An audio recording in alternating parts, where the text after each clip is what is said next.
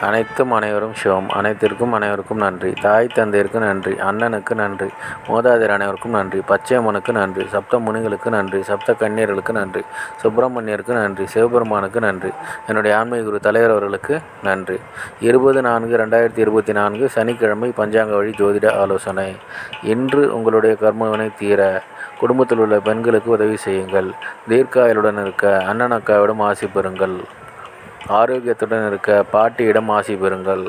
பணம் பெருக குடும்பத்தில் உள்ள பெண்களுக்கு உதவி செய்யுங்கள். எடுத்து வைக்கும் காரியம் அனைத்திலும் வெற்றி அடைய உடன் பிறந்தவர்களுக்கு உதவி செய்யுங்கள். தாத்தாவிடம் ஆசி பெறுங்கள்.